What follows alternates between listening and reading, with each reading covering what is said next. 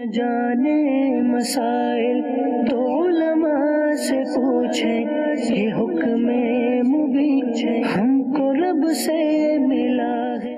الحمدللہ رب العالمین والصلاة والسلام علی سید المرسلین، اما بعد فاعوذ باللہ من الشیطان الرجیم، بسم اللہ الرحمن الرحیم۔ الصلاة والسلام علیک یا رسول اللہ وعلی آلک و اصحابک یا حبیب اللہ، الصلاة والسلام علیک یا نبی اللہ وعلی آلک و اصحابک یا نور اللہ۔ مدنی چینل کے ناظرین، پروگرام دارالافتاء اہل سنت میں آپ کو خوش آمدید کہتے ہیں۔ اللہ پاک ہم سب کو علم نافع عطا فرمائے اور علم دین کی برکات سے مالا مال فرمائے۔ میرے پیارے نبی صلی اللہ علیہ وآلہ وسلم کا فرمان عالی شان ہے، زینوا مجالسکم بالصلاۃ علیہ فإن صلاتکم علیہ نور لکم یوم القیامہ۔ اپنی مجلسوں کو مجھ پر درود پڑھ کر آراستہ کرو کہ تمہارا مجھ پر درود پڑھنا قیامت کے دن تمہارے لیے نور ہوگا۔ صلو علی الحبیب صلی اللہ تعالی علی محمد صلی اللہ علیہ وآلہ وسلم، صلاۃ و سلام علیکہ یا سیدی یا رسول اللہ وعلی آلک و اصحابک یا حبیب اللہ۔ کہ آج کے ہمارے مہمان مفتی جمیل صاحب ہیں، حضرت آپ کو خوش آمدید کہتے ہیں۔ جزاکم اللہ۔ کیسے مزاج گرامی آپ کے؟ الحمدللہ علی کل حال۔ جمیل صاحب کیا کہتے ہیں؟ عام طور پہ 3-4 عذر ہوتے ہیں کہ ابھی مکان نہیں ہے، پیسے اتنے جڑ گئے ہیں لیکن اتنے نہیں کہ مکان ہیں، اور اتنے ضرور ہیں کہ حج کا معاملہ آ جاتا ہے۔ تو کیا ایسے موقع پر کرنا چاہیے؟ شادیوں کے بھی اسی طرح کے اعذار ہوتے ہیں لوگ۔ بسم اللہ الرحمن الرحیم۔ عمومی طور پہ یہ ایک نفس کے ہیلے بہانے ہوتے ہیں۔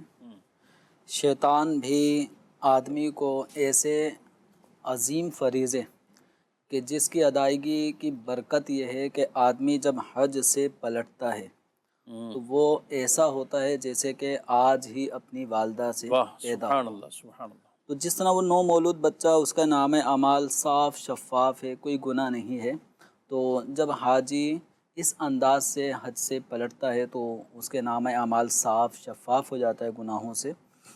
تو ایک تو شیطان کبھی نہیں چاہے گا کہ آدمی کے نام اعمال میں جو اس نے کوششیں کر کے گناہ کروائے، اور آدمی کا نام اعمال گناہوں سے پر ہے، تو شیطان کی کبھی یہ خواہش نہیں ہے کہ اس کا نام اعمال اجلا ہو جائے، صاف ہو جائے، گناہوں سے پاک ہو۔ تو پھر وہ ہیلے بہانے نفس کے الگ ہیں، شیطان الگ وسوسے دلاتا ہے۔ تو آدمی اگر حج کے فریضے کی اہمیت کی طرف پیش نظر رکھے تو پھر وہ شیطان کے ان ہتھ کنڈوں اور نفس کے بہانوں کی طرف نہیں آتا، بلکہ حج کرتا ہے جو اس پہ فرض ہے۔ اور یہ کوئی ایسا نہیں ہے کہ ہر سال فرض ہونے والی چیز ہے کہ آدمی کہے کہ ابھی شادی کرنی ہے، ابھی مکان بنانا ہے، حج میں اتنا پیسہ خرچ ہو جائے گا، یہ ہوگا وہ ہوگا۔ زندگی میں صاحب استطاعت پر ایک ہی دفعہ حج فرض ہے۔ صحیح، نہ ہر آدمی پر فرض ہے، جی، یعنی ہر آدمی پہ بھی فرض نہیں ہے۔ تو جیسے ہر عاقل بالغ مرد عورت میں ہر سال ماہ رمضان کے روزے فرض ہیں، حج ایسا نہیں ہے، زندگی میں ایک ہی بار ہے۔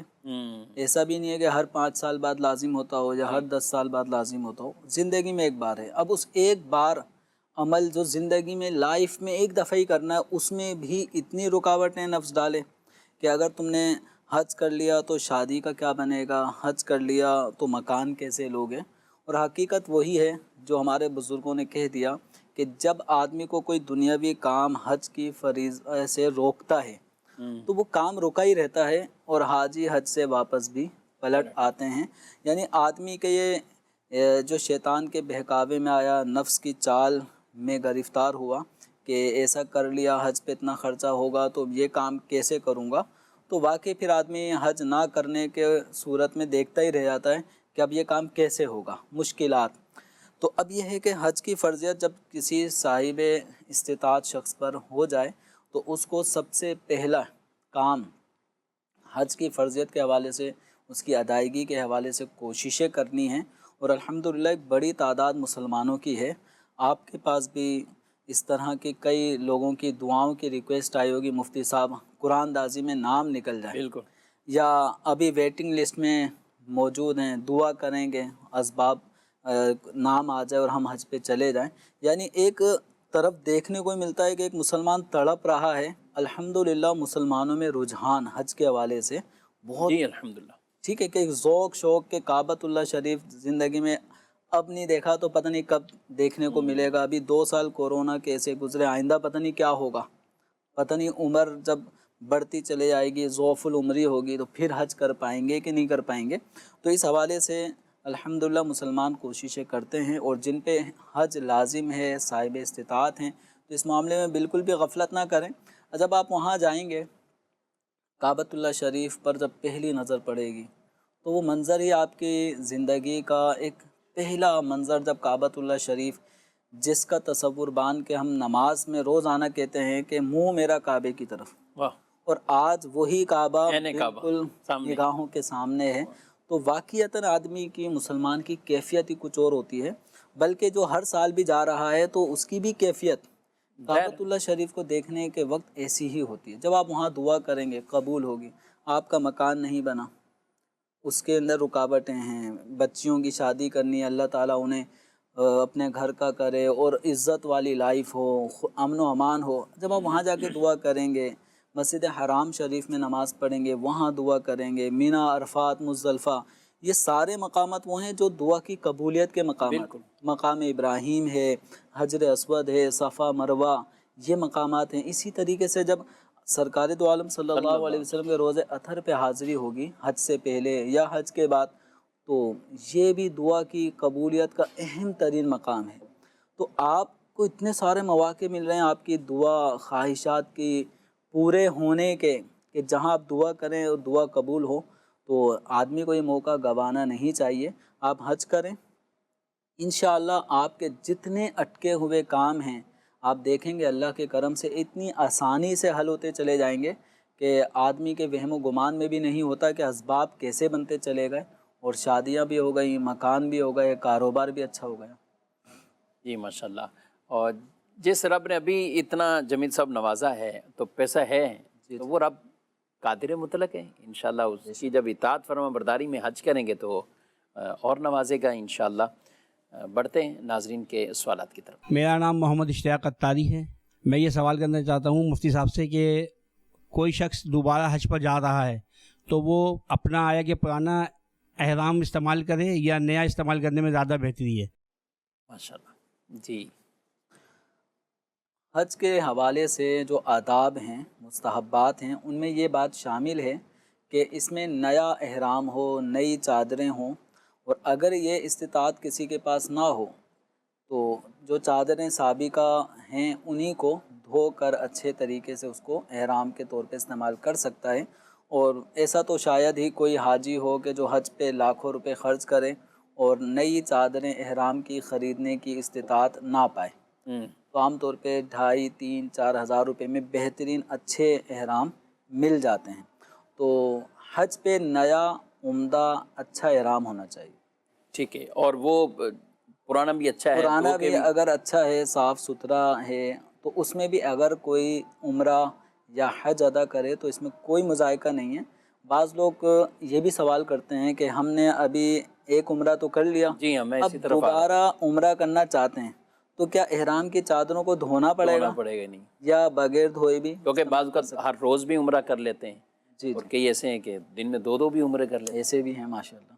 تو اب یہ ہے کہ اگر کوئی روزانہ کی بنیاد پہ عمرہ کرتا ہے تو اب اصل چیز یہ ہے کہ احرام کی چادر صحیح دھلی ہوئی ہو یا نئی ہو. جب آدمی ایک دفعہ احرام کی چادر لے لیتا ہے تو پھر عام طور پہ دوسرے احرام میں بھی اسی چادر کو یوز کر رہا ہے, تو افضل اور بہتر یہ ہے کہ اس کو دھو لیں. کیونکہ کچھ گھنٹے احرام کی چادر جب جسم پہ رہتی ہے تو موسم کے اعتبار سے, پسینے کے اعتبار سے وہ تر ہو جاتی ہے, کچھ اسمیل پسینے کی آنے لگتی ہے, تو دوبارہ پہننے میں ہو سکتا ہے کچھ ناگواری طبیعت میں ہو. ٹھیک, تو اس کو دھو لیا جائے, فریش کر لیا جائے, اس کو پھر دوبارہ سے خوشبو سے معطر کر دیا جائے, اور اس کے بعد جب احرام کی نیت کریں تو پھر اب ان تمام پابندیوں کا خیال رکھیں جو احرام کی حالت میں منع ہیں. تو ایک ہی احرام کی چادر آپ عمرے میں بھی استعمال کر سکتے ہیں. اسی طرح ایک دفعہ عمرہ کرنے کے بعد جو حج تمتع ہوتا ہے کہ پھر یوم ترویہ جو 8 ذی الحجہ ہے, پھر اس میں حج کا احرام باندھا جاتا ہے, تو اس وقت بھی احرام کو استعمال کیا جا سکتا ہے، لیکن حج یا عمرہ کے لیے اگر پرانی چادروں کو استعمال کرنا چاہ رہے ہیں تو بہتر یہ ہے کہ اس کو دھو لیا جائے۔ ٹھیک ہے، بڑھتے ہیں مزید سوال۔ صاحب کی بارگاہ میں سوال یہ ہے کہ جس کے پاس 6 لاکھ روپے ہوں، کیا اس پر حج فرض ہوتا ہے؟ اس نے وہ پیسے اپنی شادی کے بعد کے اخراجات کے لیے رکھے ہیں، جمع کیے ہیں۔ 6 لاکھ روپے، کیا آپ صاحب استطاعت کا جو لفظ بولتے ہیں، جملہ بولتے ہیں، اور 6 لاکھ آج کے دور میں کیا کہیں گے؟ دیکھیں ہم یہ 6 لاکھ یا 2 لاکھ یا 5 لاکھ یہ ہم فکس نہیں کر سکتے کہ اتنے لاکھ روپے اگر کسی کے پاس ہوں گے تو اس پہ حج فرض ہو گیا۔ اصل یہ ہے کہ جب حج کے قافلے بننا شروع ہوں اس وقت کتنا خرچہ آ رہا ہے، ٹھیک ہے، اور اتنا خرچہ، اتنے اخراجات کی رقم یا اتنا مال ضرورت اور حاجت اصلیہ سے زائد کسی کے پاس ہے کہ وہ حج کے جانے آنے کے اخراجات، اس کی غیر موجودگی میں سفر کی حالت میں پیچھے جو اس کی فیملی ہے جو محتاج ہے، اس کے جن کا نفقہ اس کے اوپر لازم ہے، ان کے کھانے پینے کی ضروری اخراجات ان کو فراہم کریں، اور جب واپسی آ جائیں تو یعنی ان کو کوئی تنگی نہ ہو۔ تنگی سے مراد ہے کہ جو ضروری واجبی اخراجات ہیں وہ ان کو چھوڑ کر جائیں۔ ٹھیک ہے، تو اب اگر کسی شخص کے پاس اتنے اخراجات، اتنے اموال حاجت اصلیہ سے زائد، قرض وغیرہ سے فارغ ہیں کہ وہ حج پہ جانے آنے کے اخراجات پورے کر سکتا ہے اور اپنے سفر کی حالت میں اپنے پیچھے گھر والوں کے نان نفقہ اخراجات یہ بھی وہ پراپر طریقے سے دے کے جا رہا ہے، تو اب اس کے اوپر حج فرض ہو جائے گا۔ ٹھیک ہے، اب اس کو کتنے لاکھ ہم رقم کو فکس نہیں کر سکتے۔ اگر ہم پچھلے چند سالوں پیچھے چلے جائیں 2.5-3 لاکھ میں بھی ہو رہا تھا۔ 2.5-3 لاکھ میں بھی ہو جاتا تھا، 5 لاکھ میں بھی ہونے لگا، اور اب یہ 10 لاکھ تک بھی پہنچا، پھر کبھی نیچے آیا، تو یہ اپ ڈاؤن سلسلہ ہوتا رہتا ہے۔ تو اصل چیز ہے استطاعت، اس کو ہم کسی خاص روپے پیسوں کی کاؤنٹنگ مقدار پر ہم فکس نہیں کر سکتے۔ ٹھیک ہے، اچھا انہوں نے کہا کہ شادی میں بعد کے اخراجات کچھ ایسے ہیں۔ آپ نے ٹائم پیریڈ بتایا کہ جن دنوں میں قافلے تیار ہو رہے ہوتے ہیں، اب اگر اس سے پہلے کسی نے اپنے مکان لینا تھا، مکان میں پیسہ خرچ کر دیا، اسی طرح شادی ہے، بیٹی کی شادی ہے، تو وہ وقت آنے سے پہلے وہ خرچ کر دیے، تو پھر بھی کوئی اس پہ کوئی گناہ رہتا ہے یہ کیا؟ اس صورت میں کہ جیسے قافلے بننے کا جو وقت آتا ہے تو اس سے پہلے کسی کے پاس 10 لاکھ روپے تھے، اس نے پلاٹ خرید دیا اور اس کو بنانا شروع کر دیا اور اس میں رہنا ہے، جی ہاں، تو یعنی اپنے ضروریات میں خرچ کر دی رقم، تو اب اس کے اوپر حج کی فرضیت نہیں ہوگی۔ جس طرح شادی میں بھی کر دیا، شادی میں خرچ کر دیا، دیگر ضروری چیزوں میں خرچ کر دیا، تو اب حج فرض نہیں ہوگا۔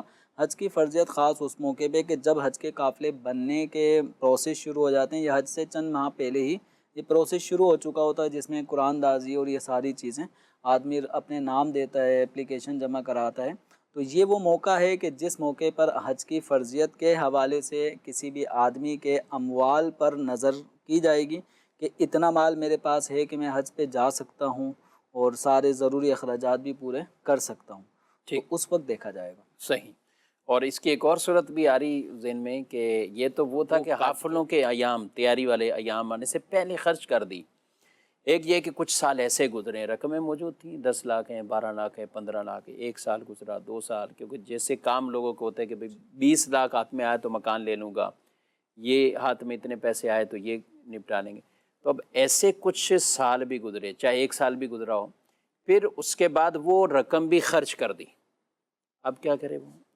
اگر کسی کے اوپر ایسا زمانہ گزرا ہے کہ حج میں قافلے بننے کا وقت ہے اور اس کو آگے کی پلاننگ ہے کہ 5 سال میں نے ایک مکان کر لینا ہے، اب یہ رقمیں جمع کر رہا ہے اور اتنی رقم اس کے پاس جمع ہے کہ جس سے حج کر سکتا تھا لیکن حج نہیں کیا، ذہن میں ہی نہیں رہا۔ بعض لوگوں کے بڑی بڑی رقمیں ان کی ملک میں ہوتی ہیں لیکن حج کا تصور بھی نہیں آ رہا ہوتا کہ مجھ پہ حج فرض ہے، جی ہاں، تو معلوم نہیں کرنا چاہتے یا یہ بھی ضروری نہیں سمجھتے کہ مجھ پہ حج بھی فرض ہو سکتا ہے نہیں ہو سکتا، بلکہ بعض لوگ شاید سمجھتے ہوں گے کہ حج تو اتنی عمر میں جا کے آدمی پہ کرنا ضروری ہوتا ہے، ابھی تو میں جوان ہوں اور ابھی میری عمر ہی کیا ہے، میں حج کیسے کروں گا، ابھی میری شادی ہی نہیں ہوئی اور فلاں فلاں۔ تو دیکھیں جب حج کے شرائط فرضیت کے پائے جائیں گے تو حج فرض ہو جائے گا، اگرچہ آدمی اپنی بھول بھلائیوں میں ہی رہے اور پتہ ہی نہ کرے کہ مجھ پہ حج فرض تھا یا نہیں تھا، لہذا اس صورت میں اس کو حج کی ادائیگی کرنی ہوگی۔ اب بھلے رقم مکان میں لگ گئی شادیوں کے اخراجات ہو گئے، کچھ بھی ہو گیا، لیکن جب حج فرض ہو جائے زندگی میں ایک بار بھی، اور ایک ہی دفعہ ہوتا ہے، جب حج فرض ہو گیا تو اب حج کی ادائیگی ہی کرنی ہے۔ کیسے کریں گے؟ مطلب قرض کی صورت میں؟ اب اس صورت میں یہی ہے کہ یعنی آدمی اپنی ضرورت سے زائد اشیاء فروخت کرے، قرض لے سکتا ہے، قرض لے، اس کو حج کرنا ہوگا۔ جی مزید سوال۔ محمد نواز اتاری رحیم یار خان سے، مفتی صاحب سے میرا سوال یہ ہے، اپنے علاقے میں جمعہ جلدی پڑھ کے وہ کہیں کام گیا ہے، اس علاقے میں جمعہ پڑھانے والا کوئی نہیں، کیا اس طرح وہ جمعہ وہاں جا کے پڑھا سکتا ہے، یا اس نیت سے اس نے زندگی میں کوئی جمعہ رہ گیا اس کی ادائیگی سے یا نوافل کی ادائیگی سے ڈبل جمعہ پڑھنا یا پڑھانا، یا لوگوں کی بدگمانی سے بچنے کے لیے اس نے جمعے کی نیت کر کے کھڑا ہو گیا، اس طرح کرنا کیسا، شرعی رہنمائی فرما دیجیے۔ ٹھیک ہے بھائی محمد نواز اتاری، آپ کا نام ہے محمد نواز اتاری، محمد یہ نہیں ہے آپ، ماشاءاللہ یہ ہمارے اسپیشل ہیں، یہ کافی ہر پروگرام میں تقریباً کال آتی رہتی ہے، تو محمد کا جو تلفظ ہے وہ محمد یہ ہے۔ جی جمیل صاحب، جمعے کے لیے بڑا کہا گیا، وہاں جائیں گے تو باتیں اور کچھ اور وہ سنیں، تو یہ پڑھانے کا بھی کہہ رہے ہیں کہ وہاں پڑھا دیا یا پڑھے، کیا کریں؟ دیکھیں اس میں کسی بھی نماز کو ایک ہی دفعہ جب پڑھ لیتے ہیں تو اس کا فرض ادا ہو جاتا ہے۔ اب جمعۃ المبارک جب اپنے شہر میں پڑھ لیا اور دوسرے مقام پر جب پہنچے ہیں وہاں بھی جمعے کی نماز قائم نہیں ہوئی، اور ہمیں اگر آگے کیا جاتا ہے کہ حضرت جمعہ آپ پڑھائیں، تو ان حضرت کو چاہیے کہ وہ واضح طور پہ بتا دیں کہ میں جمعہ پڑھ چکا ہوں، جمعہ پڑھ کر آیا ہوں یا کہیں پڑھا کر آیا ہوں، تو میں اب جمعہ نہیں پڑھا سکتا، ٹھیک ہے۔ باقی رہا ہے کہ اگر دوسری مقام پر پہنچتے ہیں اور وہاں پر لوگ جمعہ پڑھ رہے ہیں تو یہ وہاں گلی میں گھومتے پھرتے نہ رہیں، ٹھیک ہے، ٹھیک، یہ والی بدگمانیاں ختم کریں، اور جمعۃ المبارک کی نماز میں وہ نفل کی نیت سے شامل ہو جائیں۔ شامل ہونے کے ایک آدمی اگر اپنا فرض ادا کر چکا ہو ٹھیک ہے، تو جن نمازوں کے بعد نوافل پڑھ سکتے ہیں، ان نمازوں کی جماعت اگر ہو رہی ہے اور یہ اپنا فرض ادا کر چکا ہے تو یہ اس نماز میں جس کی جماعت ہو رہی ہے نفل کی نیت سے شامل ہو سکتے ہیں۔ تو اب یہ جمعۃ المبارک تو یہ پڑھ چکے، فرض ادا ہو گیا، اب یہ دوسرے علاقے میں پہنچتے ہیں، وہاں جمعۃ المبارک کی نماز ہو رہی ہے، اب اگر یہ وہاں پہ ایسے ہی بیٹھے رہیں گے تو لوگ کہیں گے جمعہ نہیں پڑھ رہے، تو اب اگر یہ بتا دیتے کہ میں جمعہ پڑھ چکا ہوں تو لوگوں کی بدگمانی ختم ہو سکتی ہے۔ اب یہ چاہیں تو یہ وہاں جمعے کی نماز میں بطور نفل یہ شامل ہو جائیں، لیکن امامت نہیں کروا سکتے، نہ نفل کی نیت سے امامت کروا سکتے ہیں، نہ جمعۃ المبارک کی نیت سے نماز پڑھا سکتے ہیں، نہ ہی جیسے کہ سوال کیا کہ زندگی میں کبھی کوئی جمعہ رہ گیا ہو تو اس کی نیت سے جمعہ پڑھا دیں، تو یہ بھی نہیں کر سکتے۔ اور یاد رکھیں جب جمعۃ المبارک کسی کا نکل جائے تو اب اس کی قضا جمعہ نہیں ہوتی، وہ ظہر ہوتی ہے، 4 فرض ہوتے ہیں، تو یہ بھی نہیں کر سکتے۔ اور پھر دوسری بات یہ ہے کہ لوگ آپ کے پیچھے آج کا جمعہ پڑھنے کے لیے کھڑے ہیں اور آپ پچھلے جمعے کی نیت کر لیں، تو اس طرح ہر طرح سے یہ طریقہ کار درست نہیں ہے، لوگوں کی جمعے کی نماز نہیں ہوگی، ان سب کی نمازوں کے نہ ہونے کا وبال ایسے شخص پر بھی آ جائے گا جو جمعہ نفل کے طور پہ پڑھائے یا سابقہ کسی قضا کے طور پہ پڑھائے یا ابھی ہی کی جمعے کی نیت سے پڑھائے، تو وہ در حقیقت نفل نماز ہی ہوگی، اور نفل پڑھنے والے کے پیچھے فرض پڑھنے والے کی نماز نہیں ہوتی۔ عافیت اسی میں ہے کہ جمعۃ المبارک کی نماز نہ پڑھائے، دوسرا جو امام ہے وہی پڑھائیں، اور یہ بطور نفل اس میں شامل ہو جائیں۔ ٹھیک ہے، اور یہ جمعے کے ساتھ کوئی خاص بھی نہیں ہے، عام نمازوں میں بھی اگر اپنی پڑھ لی، اپنی نماز اگر کوئی پڑھ چکا ہے تو فجر کی نماز میں شامل نہیں ہو سکتا، کہ فجر کے پورے وقت میں نفل نہیں ہوتے، ٹھیک ہے، عصر کے فرض پڑھنے کے بعد نفل نہیں پڑھ سکتے، اس میں شامل نہیں ہوں گے، مغرب کی جو نماز ہوتی ہے وہ 3 رکعت فرض ہوتی ہے، نفل 3 نہیں ہوتے، صحیح، تو فجر، عصر اور مغرب ان 3 نمازوں میں اگر کوئی پہلے سے اپنی پڑھ چکا ہے تو اب جماعت قائم ہوئی تو اب یہ جماعت میں شامل نہیں ہوگا۔ صحیح، ہاں ظہر ہے، عشاء ہے، ان نمازوں میں بطور نفل نیت نفل شامل ہو جائے، ہو سکتا ہے، اور ہونا بھی چاہیے تاکہ ہونا چاہیے، اور مسجد میں بیٹھا رہے، کہے کہ میں فلاں مسجد میں نماز پڑھ کر آیا ہوں اس لیے جماعت میں شامل نہیں ہو رہا، تو اس طرح مسجد میں بیٹھنا بھی جائز نہیں ہے۔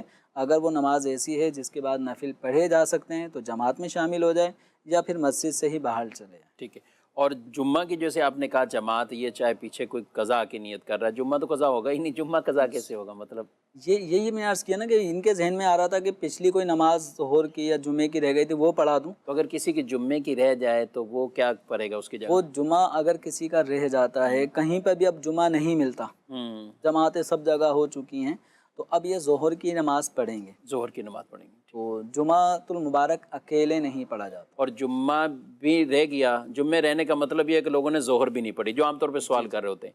تو اب اس کو جو قضا کرنی ہے تو وہ بعد میں 4 رکعت ظہر وہ کریں. ظہر کے ہی 4 رکعت ادا کریں گے. تو میں نے یہ عرض کیا کہ یہ نیت بھی نہیں کر سکتے ہیں جی کہ آپ کو تو 2 پڑھنے کے بجائے 4 پڑھانی تھی، جی تو یہ بھی نہیں کر سکتے. تو کسی بھی طریقے سے یعنی یہ عمل جو سوال میں جتنی شکیں بیان کی گئی تھیں ان میں سے کوئی بھی اختیار نہیں کر سکتے. ٹھیک ہے، سوائے یہ کہ پیچھے پڑھ لیں. جی آپ نفل وہاں کی جائیں نماز. اور پیچھے پڑھ لیں تاکہ لوگوں کی بدگمانیاں بھی دور ہوں.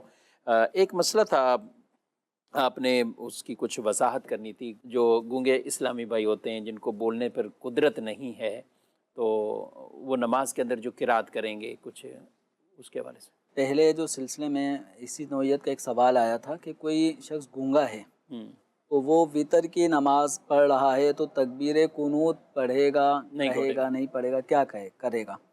تو اس میں نے جو جواب دیا تھا وہ اس میں مسئلہ فقہاء کرام کا اس میں اختلاف ہے. تو ایک قول یہ تھا کہ وہ زبان سے تو پڑھ نہیں سکتا لیکن زبان ہلائے گا، حرکت دے، یعنی زبان کو حرکت دے گا. لیکن مفتبی قول یہ ہے کہ جو شخص گونگا ہو یعنی تلفظ پر قدرت نہ رکھتا ہو تو اس کے لیے تکبیر تحریمہ کہنا یا تکبیر قنوت جو وطر کی تکبیر ہوتی ہے یہ کہنا، اسی طریقے سے قراءت کرنا، تو یہ اب اس کے اوپر واجب نہیں رہتا چونکہ وہ قادر نہیں، گونگا ہے. اور اس کے اوپر یہ بھی لازم نہیں ہے کہ یہ ان مقامات پہ زبان ہلاتا رہے، یعنی نقل کرے، جو پڑھنے والے ہیں ان کی نقل کرے. تو اس پہ نقل کرنا بھی یعنی تحریک لسان، زبان کو ہلانا بھی واجب نہیں ہے. اس کے لیے نیت اور ارادہ دل میں کر لینا ہی کافی ہے کہ اس وقت یہ تکبیر کہہ رہا ہے، اس وقت یہ قراءت کر رہا ہے، اس وقت یہ تسبیحات پڑھ رہا ہے، اس موقع پہ التحیات پڑھ رہا ہے. تو بعض لوگ تو ہوتے ہیں پیدائشی گونگے، بعض لوگ کسی بیماری کے باعث ان کی زبان میں کوئی ایسی عارضہ لاحق ہو جاتا ہے کہ جس سے زبان سے وہ کوئی تلفظ نہیں کر پاتے. تو ایسے افراد کے لیے بھی حکم یہ ہے کہ ان کا نیت کر لینا. ان کو چونکہ پتہ ہوتا ہے کہ اس موقع پہ اللہ اکبر کہنا تھا، اس موقع پہ ثنا پڑھنی تھی، اس موقع پہ رکوع سجود کی تسبیحات، التحیات، دعائے قنوت یا قرات کرنی ہے. تو اب اگر کسی کی کسی بیماری کے سبب، کسی عذر کے سبب زبان کام نہیں دے رہی، تلفظ نہیں بن رہا، تو ان پر زبان کو ہلانا یہ لازم نہیں ہے. ان کے لیے ان مواقع پر نیت کر لینا کافی ہے کہ میں اس وقت سورہ فاتحہ پڑھ رہا ہوں، میں اس وقت کوئی سورہ اخلاص پڑھ رہا ہوں، میں اس موقع پہ التحیات پڑھ رہا ہوں، میں اس موقع پہ دعائے قنوت پڑھ رہا ہوں، یا تکبیر رکوع یا تکبیر قنوت کہہ رہا ہوں. تو یہ ان کو نیت کر لینا یہ کافی ہے. یہ یاد کریں گے، مطلب فاتحہ، التحیات، یہ کیا ہوگا؟ جو پیدائشی گونگا ہوگا وہ اس کا سبب کیا ہے؟ بہرا ہونا. تو وہ بہرا ہونے کی وجہ سے اس کو جب کچھ سنا ہی نہیں تو وہ کچھ بول بھی سیکھ بھی نہیں پائے گا. لیکن وہ افراد کے جو کسی عارضے کی وجہ سے گونگے ہوئے، ان کو پچھلی لائف میں تو بہت ساری صورتیں، بہت ساری چیزیں یاد تھیں، تو اب وہ ان موقعوں پر وہ نیت کر لیں. گونگا بھی اس کو مسئلہ بتا دیا جائے. اب یہ گونگے بہروں کی جو ہماری ایک مجلس ہے خصوصی اسلامی بھائیوں کی، تو یہ ہمارے مبلغین یہ مسائل گونگے بہروں کو سکھاتے ہیں، اور یہ شاید ہمارے مقابلے میں یہ ان کو بہتر انداز میں بتا بھی سکتے ہیں کہ اس وقت آپ کو یہ نیت کرنی ہے، یہ ارادہ کرنا ہے. تو اس طرح یہ جہاں جہاں کچھ پڑھنا تھا وہاں ان مواقعوں پر ان کی نیت، ان کا ارادہ کہ اس وقت میں یہ کام کر رہا ہوں. تو زبان ہلانا ان کے لیے ضروری نہیں ہے. اب یہ چاہیں تو زبان بند کر کے بھی نماز، رکوع، سجود پڑھ سکتے ہیں جن کی زبان سے تلفظ ادا نہیں ہو رہا، یعنی گونگے ہیں یا گونگے عارضی طور پہ ہو گئے.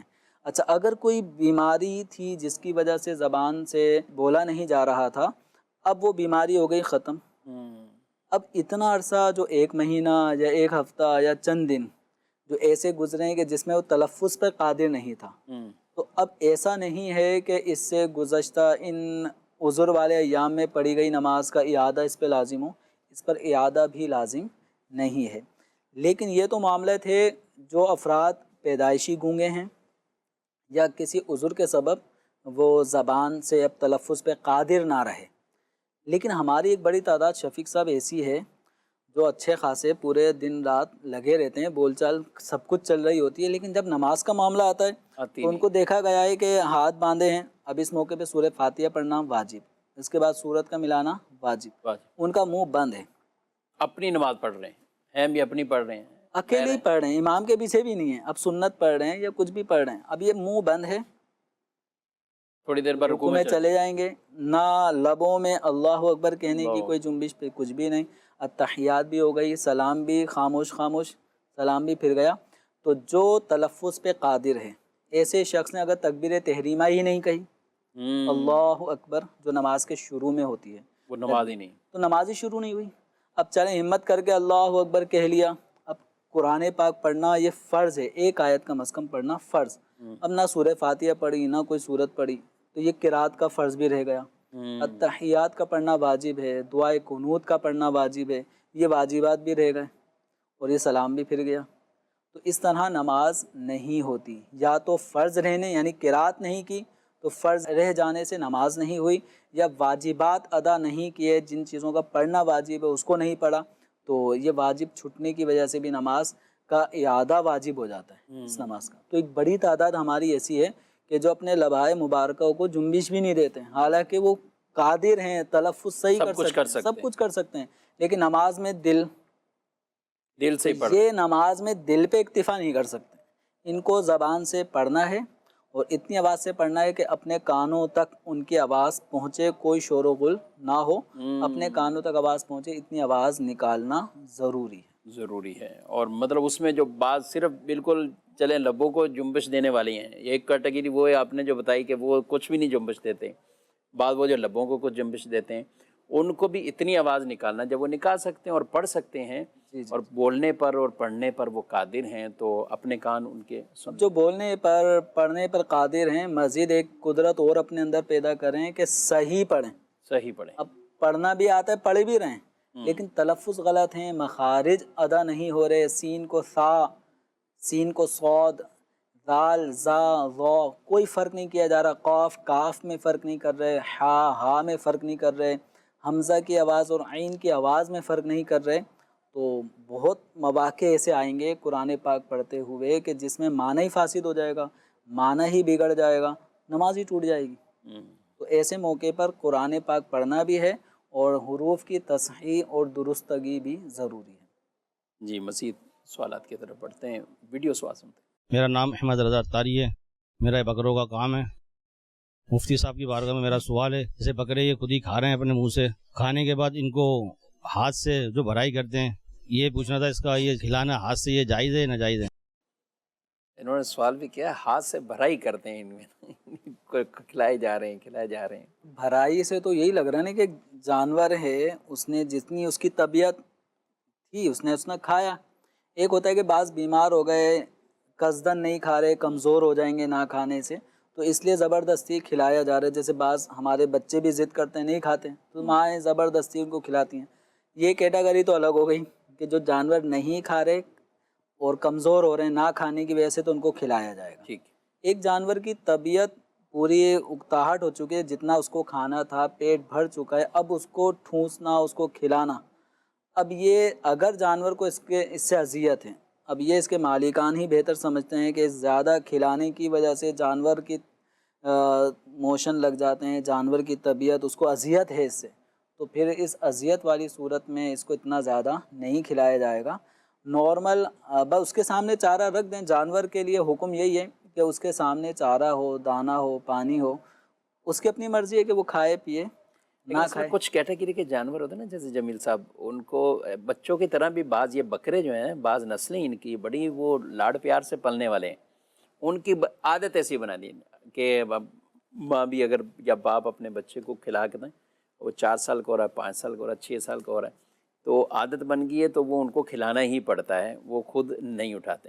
اور جو شروع سے کھانے کے عادی تو وہ چھین کے بھی کھا لیں گے ان کو کہیں سے بھی. تو اسی طرح جانوروں میں بھی تو بعد ایسے بکرے اور جس نسل کی یہ انہوں نے دکھائے ہیں تو ان کو ہاتھ میں پکڑ کر بالکل نخروں کے ساتھ یعنی ان کو کھلائیں گے. اس طرح خرید کر بھی جب لائیں گے اپنے گھر میں تو وہاں بھی وہ ہر چیز نہیں کھاتے، تو ایسوں کو کھلا رہے ہیں یعنی معمول کے مطابق کھلا رہے ہیں. تو معمول کے مطابق اگر کھلایا جا رہا ہے اس میں تو مذائقہ نہیں ہے کہ آپ کو لگتا ہے کہ یہ جانور یعنی اڑی کر رہا ہے، نہیں کھا رہا، ضد کر رہا ہے، حالانکہ اس کو بھوک ہے یا اتنے قد کاٹ والے جانور کی غذا اتنی ہے اور یہ اس کے حساب سے کم کھا رہے ہیں، تو اب کھلانے میں اور اس کی غذا کی تکمیل کرنے میں تو حرج نہیں ہے. لیکن یہ جو بھرائی کا جو لفظ ہے، یہ بھرائی کا لفظ کہ منہ بھرائی کرنا، اس کا مطلب یہی ہے کہ جانور کا پیٹ بھر چکا ہے لیکن اس کو زیادہ کھلایا جا رہا ہے.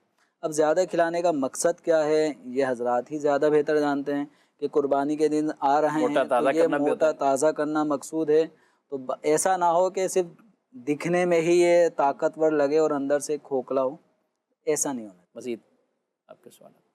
مفتی صاحب کی بارگاہ میں یہ عرض ہے کہ ایک شخص عمرہ کرنے گیا اور لا علمی کی وجہ سے اور تھکن کی وجہ سے انہوں نے 2 سے 3 ہی چکر حرم شریف کے کیے اور اس کے بعد وہ احرام انہوں نے تھکن کے باعث اتار دیا اور اس کے بعد وہ آ گئے اپنے فلیٹ پہ. پھر وہیں سے ان کی روانگی مدینہ شریف ہو گئی. پھر مدینہ شریف پہنچ کر جب دوبارہ حرم پاک یا مکہ شریف میں حاضر ہوئے تو پھر انہوں نے کسی ساتھی کو بتایا کہ میں نے پہلے ایسا ایسا کیا. تو اب ان کے لیے کیا حکم شرعی ہوگا اور کس طریقے سے ان پر کیا دم لازم آئے گا اور کتنے دم ہوں گے؟ اور چونکہ انہوں نے حرم میں اپنے احرام کی پابندیاں سے بھی وہ باہر آ گئے اور پھر انہوں نے مکہ بھی چھوڑ دیا، پھر دوبارہ جب آئے تو پھر انہوں نے وہ عمرہ ادا کیا. تو اس کے لیے تھوڑی رہنمائی فرما دیجیے گا، جزاک اللہ خیر.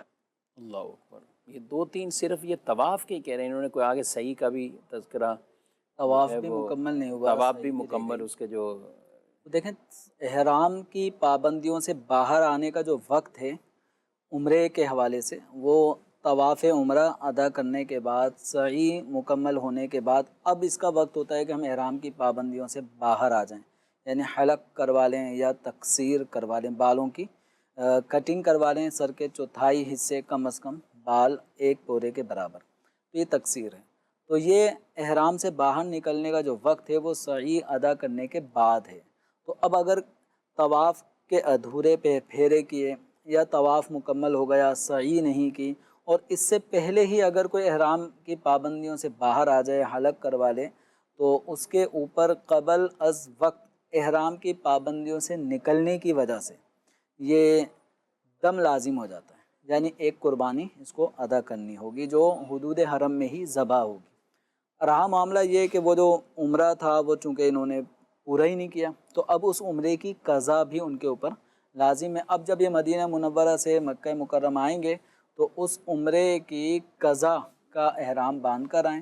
اب وہ عمرہ کریں، طواف کریں، سعی کریں، لیکن وہ جو دم تھا وہ جو قبل از وقت احرام کی پابندیوں سے نکل آئے، اس کی وجہ سے جو لازم تھا وہ دوبارہ عمرہ ادا کر لینے سے ختم نہیں ہوگا. لیکن یہ ہے کہ جو بھی حج یا عمرے کے لیے جائے، اب یہ جو مسائل حج کے عمرے کے بتائے جا رہے ہیں اس کی وجہ یہی ہے کہ ہم ایسی بنیادی غلطی نہ کر بیٹھیں جیسے کہ سوال کے اندر پوچھی گئی. لیکن مجھے بڑی حیرت ہے، یہ تو انہوں نے کہا کسی کا ہی سوال ہے، ان کا تو نہیں، کسی کا بھی انہوں نے کہا.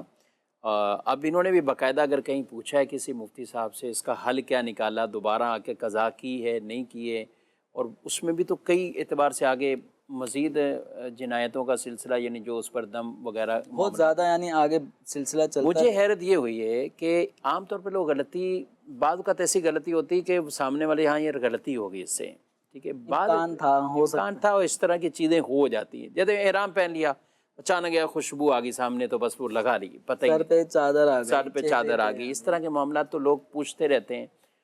لیکن یہ گئے، انہوں نے 3 چکر لگائے طواف کے بھی اور آ کے اتار دیا. تھکاوٹ، اب بالکل یہ سب تھکاوٹ ہو تو آرام تو کر سکتے، اس میں تو کوئی وہی مسئلہ یعنی نہیں. عذر کیا ہے، تھکاوٹ ہوئی، اس کے بعد وہ احرام سے ہی نکل گئے، احرام سے ہی باہر اپنے آپ کو نکال لیا.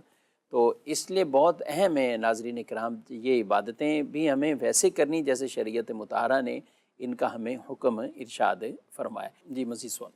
مجھے یہ پوچھنا تھا، میرے جن والدین نے مجھے پیدا کیا، جن سے میں پیدا ہوا تھا، انہوں نے مجھے پالنے کے لیے میرے تایا ابو کو دے دیا تھا. تو میں ان کے پاس رہا ہوں، اب تک 20 سال تک ان کے پاس رہا ہوں. اب انہوں نے مجھے دوسرے والدین کے پاس بھیج دیا ہے. تو میرے لیے کیا زیادہ ضروری ہے؟ میرے لیے ان کا حق زیادہ ضروری ہے یا جنہوں نے پیدا کیا ان کا حق زیادہ ضروری ہے؟ ٹھیک ہے، ایک نے پرورش کی ہے، ایک کے اصل حقیقی والدین. جو حقیقی والدین ہیں ان کا حق مقدم ہے کیونکہ وہ ماں باپ ہیں. رہا چچا یا تایا کا معاملہ تو وہ بھی ایک تو ویسے ہی وہ صلہ رحمی جس کو کہیں کہ وہ آپ کے ذی رحم ہیں، تو ان کا ادب احترام ویسے ہی تھا، لیکن پرورش کی وجہ سے ان کا ایک احسان رہا، تو مزید یہ اس حوالے سے اور آپ کے لیے قابل احترام ہو گئے. لیکن جہاں چچا تایا یا والد ان میں آپس میں اگر کوئی ایسا ہوتا ہے کہ یہ کام کرنا ہے آرڈر کی صورت میں، والد کہیں یہ کرنا ہے، تایا کہیں یہ کرنا ہے، تو ایسے موقع پہ اگر وہ دونوں کام جائز ہیں تو پھر وہ کام کیا جائے گا جو والد صاحب کہہ رہے ہیں، جو والد صاحب. کیونکہ وہ حقیقی والد ہیں، ان کا حکم ماننا اولاد پر ضروری ہے. ٹھیک ہے.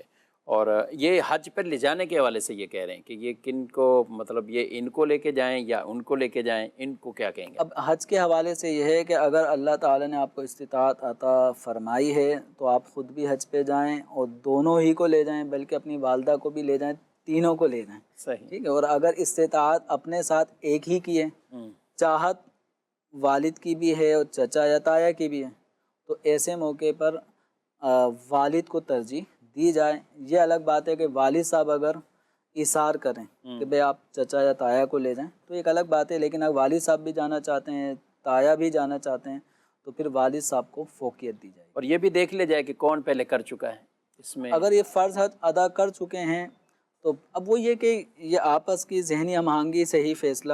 اس میں 20 سال ہے نا، 20 سال زندگی کے جب کسی کے ساتھ گزارے ہوتے ہیں، بالخصوص ایز اے والد ہی، ظاہر پرورش میں جو کی ہوتی ہے، پڑھایا، سب کچھ کیا، تو ایسے سوالات بعض اوقات آتے ہیں کہ دلی رجحان اس طرف زیادہ ہے کہ جن کے ساتھ آدمی رہا ہوا ہوتا ہے. لیکن اس میں والدین کی دل شکنی بھی نہ ہو، دل آزاری نہ ہو، اس کا بھی خیال رکھیں. اور والدین کو بھی چاہیے کہ اپنی اولاد کو جب ہم کسی کو دے دیتے ہیں، چاہے وہ بھائی کو، بہن کو، یا کسی بھی عزیز کو دے دیں، تو دینے کے بعد ایسا نہ ہو کہ ہم بھول ہی جائیں کہ یہ ہماری اولاد ہے. صحیح. بقیہ اولاد جو آپ کے زیر پرورش ہے ان کے تو سارے معاملات کو آپ توجہ دے رہے ہیں، اور جو بیٹا اپنے بھائی کو دے دیا، اب وہ بیمار ہے، جیسا بھی ہے، پڑھائی میں کمزور ہو رہا ہے، اس کو حاجتیں ہیں آپ کے اموال کی، لیکن آپ اس میں مال خرچ ہی نہ کر رہے ہوں. اپنے ان بچوں کو تو آپ جو آپ کے زیر کفالت ہیں، خوب اچھی غذا مل رہی ہے، لیکن آپ کا وہ بچہ جو بھائی کے پاس پرورش پا رہا ہے وہ کمزور ہے، اس کو حاجت ہے، اس کو کچھ بھی نہیں دے رہے، تو یہ نہیں ہونا چاہیے. وہ آپ کی وہ بھی اولاد ہے، یہ بھی اولاد ہے، آپ کو دونوں طرف بیلنس رکھنا ضروری ہے. ایک سائل آئے تھے، اس میں پھپھا کو دے دیا تھا تو پھپھا کا انتقال ہو گیا. اب وہ سارے اخراجات پھپھا ہی ان کے اٹھا رہے تھے جن کو وہ والد سمجھتے تھے. تو اب جب یہ اپنے والد کے پاس آئے تو اور ضروری اخراجات کے حوالے سے معلوم کیا تو والد کہہ رہے ہیں ہم نے تمہیں دے دیا تھا، اب تمہارا ہم سے کوئی تعلق ہی نہیں ہے. تو اب وہ بیچارہ بڑا دل برداشتہ تھا کہ یعنی میرے بہن بھائی اپنے والد کے ساتھ بڑے خوشی والے ماحول میں ہوتے ہیں، لیکن میں جب ان کے پاس جاتا ہوں تو وہ ماموں ہی ہیں، وہ اپنے آپ کو ماموں ہی سمجھتے ہیں اور مجھے اپنا بھانجا ہی سمجھتے ہیں. جس طرح اولاد کے مقابلے میں بھانجوں کو اتنا زیادہ ویلیو نہیں دی جاتی تو مجھے اس طرح اگنور کیا جاتا ہے، حالانکہ ہیں حقیقی والد. اور یہ کہہ دینا اب تمہارا، ہم نے تمہیں دے دیا، اب تم ہمارا کچھ ہے ہی نہیں. تو یاد رکھیں جو والد تھے وہ والد ہی رہیں گے، یہ بیٹا تھا یہ انہی کا بیٹا رہے گا. وراثت کے معاملات ہوں گے یہ اس کا وارث ہوگا، جو حقیقی والد ہیں انہی کا وارث ہوگا. لہذا اس طرح کے معاملات جب کبھی کرنے کا موقع ہو شرعی رہنمائی پہلے لے لینا چاہیے. ٹھیک ہے. دین اور شرعی مسائل اور دین کے جو احکامات ہیں اس میں ہی عظمتیں اور ہر ایک کے حقوق بھی پورے شریعت مطہرہ نے بیان کر دیے. ناظرین کرام، پروگرام آپ نے ملاحظہ کیا، اپنا فیڈ بیک بھی ضرور دیجیے گا. اللہ پاک ہم سب کو برکات عطا فرمائے اور کثرت سے نبی پاک صلی اللہ علیہ وسلم پر درود و سلام بھی پیش کرنے کی توفیق عطا فرمائے. آمین بجاہ نبی صلی اللہ علیہ وسلم. جانے مسائل تو علماء سے پوچھیں، یہ حکم مبین ہم کو رب سے ملا.